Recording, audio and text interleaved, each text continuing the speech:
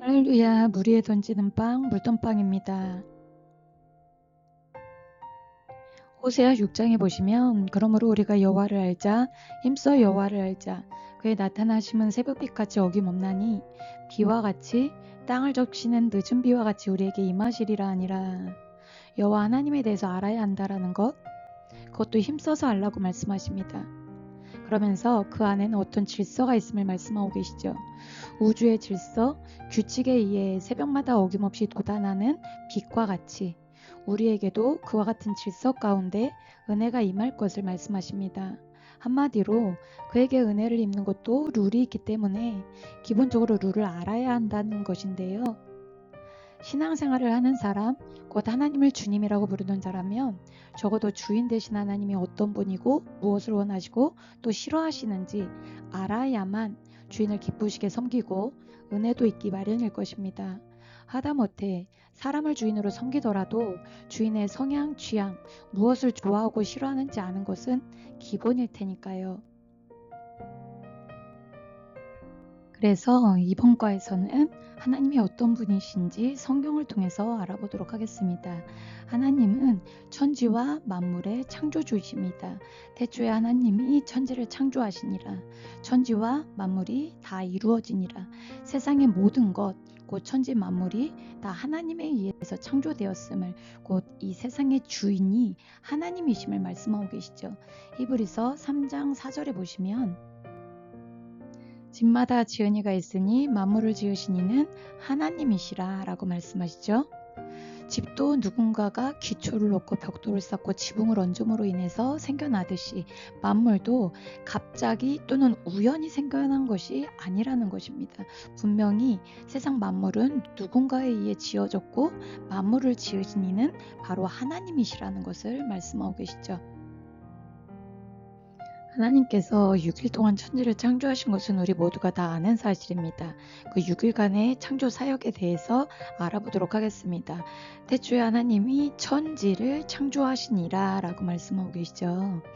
여기서 이 천지란 NIV 영어 성경을 보았을 때 The Heavens and the Earth로 되어 있습니다. 하늘에 어떠한 공간에 지구를 만드셨다라는 겁니다. 땅이 혼돈하고 공허하며 흑암이 깊음에 있고 하나님의 영은 수면 위에 운행하시니라. 여기서 이 땅은요, 영어 성경에서 보면 the earth로 되어 있습니다. 당시 하나님께서 천지를 어떤 공간에 지구를 창조하실 당시에 지구의 상태가 어땠냐라는 거죠. 지구의 상태가 혼돈하고 공허하며 흑암이 깊음에 있었다라고 말씀하세요. 여기서 혼돈이란 히브리어로 토우라고 해서 질서 있는 형태를 이루지 못한, 공허란 히브리어로 보우라고 해서 텅 빈 상태를 의미합니다.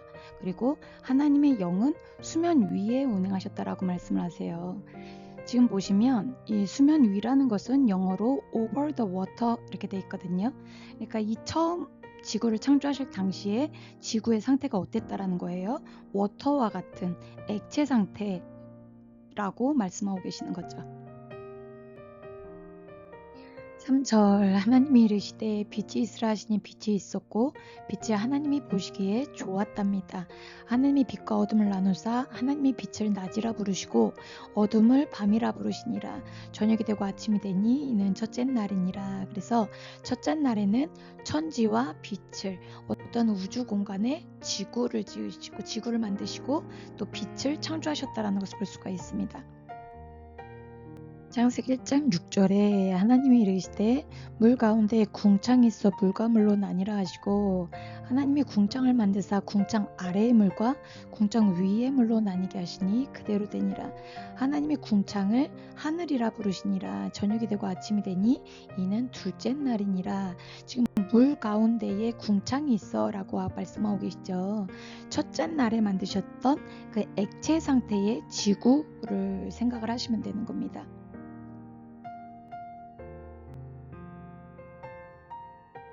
이렇게 공중에 물이 있다고 생각을 해보시자고요. 실제는 액체 상태의 이제 지구라고 생각을 하시면 되는 겁니다. 우주처럼 중력이 없는 상태에는 이렇게 공중에 떠 있겠죠.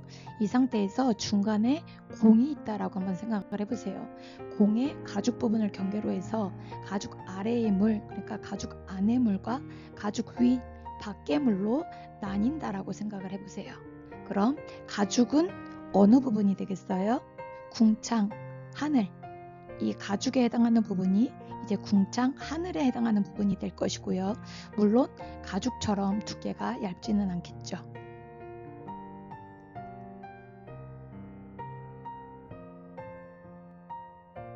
그래서 둘째 날에는 궁창, 하늘을 창조하셨음을 볼 수가 있었고요. 하나님이 이르시되 천하의 물이 under the sky로 되어 있습니다. 천하의 물이 한 곳으로 모이고 묻이 드러나라 하시니 그대로 되니라. 하나님이 그 드러난 묻을 땅이라고 부르시고 모인 물을 바다라 부르시니 하나님이 보시기에 좋았더라.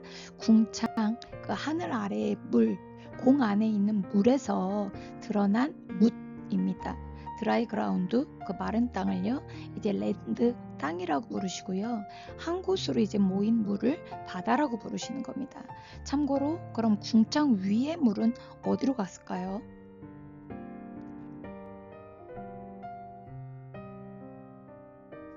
창세기 1장 1절에서 2절 앞에서 보셨습니다. 태초에 하나님이 천지를 창조하시니라. 땅이 혼돈하고 공허하며 흑암이 깊음이 있고 하나님의 영은 수면 위에 운행하셨더라 라는 말씀을 보셨었어요.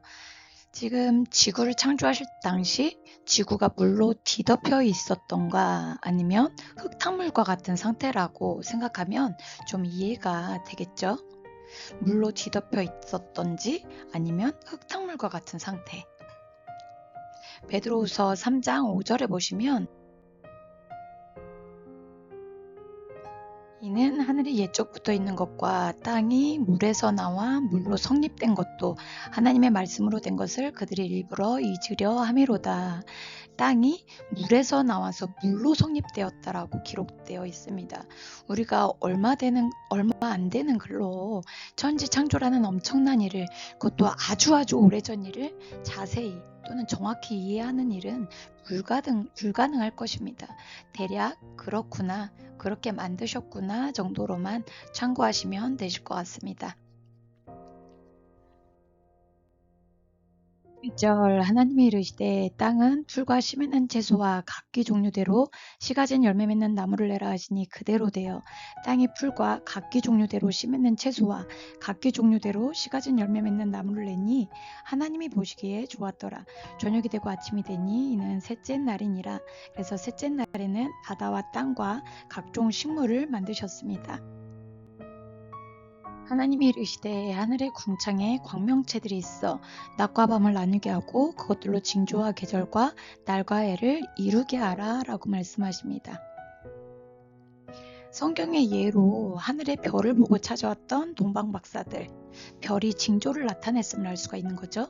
실제로 태양으로 인해 지구에 계절이 생기고 날과 해가 바뀌는 그 주기적인 현상이 반복되는 질서가 생겨나게 되는 겁니다. 또 광명체들이 하늘의 궁창에 있어 땅을 비추라 하시니 그대로 되니라. 하나님이 두 큰 광명체를 만드사 큰 광명체로 낮을 주관하게 하시고 작은 광명체로 밤을 주관하게 하시며 또 별들을 만드시고 하나님이 그것들을 하늘의 궁창에 두어 땅을 비추게 하시며 낮과 밤을 주관하게 하시고 빛과 어둠을 나뉘게 하시니 하나님이 보시기에 좋았답니다. 저녁이 되고 아침이 되니 이는 넷째 날이니라. 넷째 날에 그래서 해와 달과 별들을 창조하셨음을 볼 수가 있습니다. 첫째 날에 빛을 만드셨던 하나님이에요. 빛이 생겨나자 자연스레 빛과 어둠이 나뉘었겠죠. 넷째 날에 해와 달과 별과 같은 광명체들을 창조하셔서 18절에 보시면 낮과 밤을 주관하게 하시고 빛과 어둠을 나뉘게 하셨다라고 되어 있습니다. 갑자기 어두워지고 갑자기 밝아지면 엄청 혼란스러웠을 거 아니에요. 이러한 광명체들을 통해서 자연스럽게 그 첫째 날에 지으셨던 빛과 어둠을 낮과 밤으로 구분지어 주셨다라고 생각하시면 되시겠죠. 참고로 신명기 4장 19절을 보시면 또 그리하여 네가 하늘을 향하여 눈을 들어 해와 달과 별들 하늘 위의 모든 천체 곧 너희 하나님 여호와께서 천하 만민을 위하여 배정하신 것을 보고 미혹하여 그것에 경배하며 섬기지 말라라고 말씀하십니다. 해와 달과 별들 이런 것들은요, 하나님께서 천하 만민을 위하여 배정하신 것, 곧 우리를 위하여 만들어 놓으신 것임을 말씀하고 계십니다. 욥기 26장 7절을 보시면 그는 북쪽을 허공에 펴시며 땅을 아무것도 없는 곳에 매다시며 라고 되어 있습니다. 북쪽 하늘을 허공에 펴시고 지구도 아무것도 없는 허공에 매다셨음을, 곧 지구도 공중에 떠 있는 별 중에 하나임을 기록하고 있는 겁니다. 참고로 욥은 약 기원전 2000년경의 사람으로 보고 있는데요. 지동설을, 우리가 과학 시간에 배웠던 지동설을 주장했던 이탈리아 천문학자 갈릴레이가 활동했던 시기나 마젤란 일행이 세계 일주에 성공하면서 지구설을 확신하게 된 때가 AD 1500년 경이라는 것을 생각해 본다면 욥기서에 이 사실이 기록되어 있다는 것은요, 놀라운 일이 아닐 수가 없습니다. 저들이 연구해서 알았을까요? 창조주 대신 하나님을 통해서 알게 된 것으로 보는 게 맞겠죠. 우리 이사야서 40장 2절에 보시면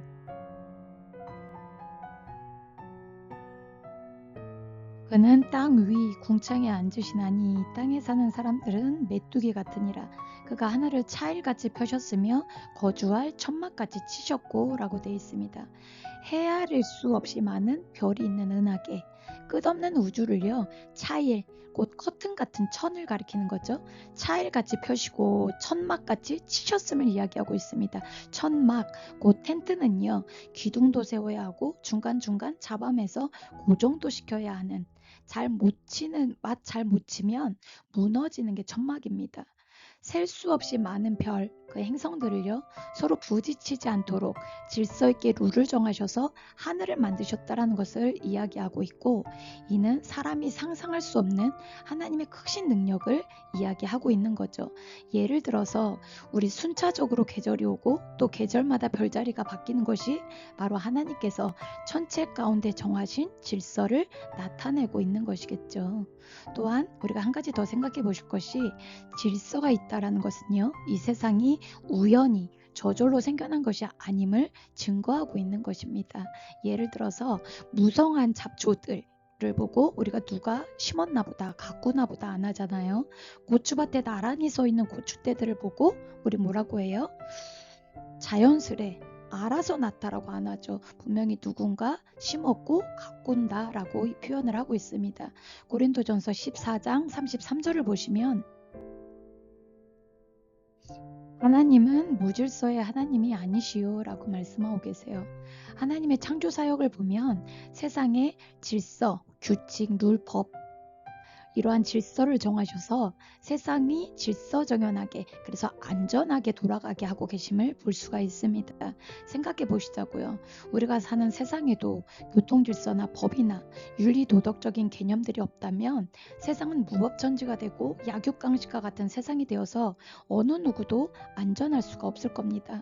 시대에 따라 또는 사람들의 사상에 따라서 윤리규범의 기준이 바뀌고 법도 바꾸려고 할 수 있겠으나, 중요한 것은요, 이 세상, 곧 사람이 살아가는 데 있어서 옳고 그름의 기준은 사람을 포함한 세상 만물을 만드신 곧 주인 되신 하나님의 말씀이 기준이 되어야만 하는 겁니다. 하나님이 정하신 옳고 그름의 잣대를 무너뜨리려고 하는 것은요, 굉장히 위험한 일이죠. 예를 들면 기계를 만드는 사람이 그 기계에 대해서 조작 방법에 대해서 가장 잘 알 것이고, 기계를 개발하고 제작한 사람을 무시하고 설명서대로가 아닌 자기 마음대로 조작하려고 한다면 기계가 고장나는 것은 시간 문제일 것입니다. 목소리 큰 사람, 힘센 사람 또는 다수의 무리가 이게 맞다고 한다고 해서 그게 맞구나 하고 따라가다 보면 이 세상의 결국이 불보듯 뻔한 일이겠죠. 세상에는 질서, 룰, 법이 있어야만 하고 그 기반은 성경이라는 것을 잊지 말아야 할 것입니다. 우리가 앞에서 제일 먼저 창세기 1장 2절에 땅이 혼돈하고 공허하며 흑암이 깊음 위에 있고 하나님의 영이 수면 위에 운행하시니라. 곧 하나님께서 천지를 창조하실 당시의 지구의 상태 어땠어요? 질서 없이 텅 비어 있고 깊은 흑암에 쌓여 있던 이 세상이에요. 말씀으로써 빛을 밝히시고 하나씩 하나씩 질서를 잡아가시면서 하나님께서 보시기에 좋게 만들어 가시는 것을 우리가 볼 수 있었습니다. 마치 하나님을 모르던 당시 어디서 와서 어디로 가며 왜 무엇을 위해 존재하는지 어떻게 사는 것이 옳고 그른 것인지 혼돈하고 공허했던 그리고 깊은 어둠 가운데 있던 우리가 말씀을 통해 흑암 가운데 빛이 비치듯이 하나님에 대해 또한 그분의 뜻을 알아가면서 삶의 목표와 옳고 그름과 행할 바가 명확하게 정립되어지고 하나님이 보시기에 좋게 세워져 가는 것이 아닌가 생각해 보게 됩니다. 이렇게 해서 넷째 날까지를 함께 보셨고요. 잠시 쉬고 이어가도록 하겠습니다.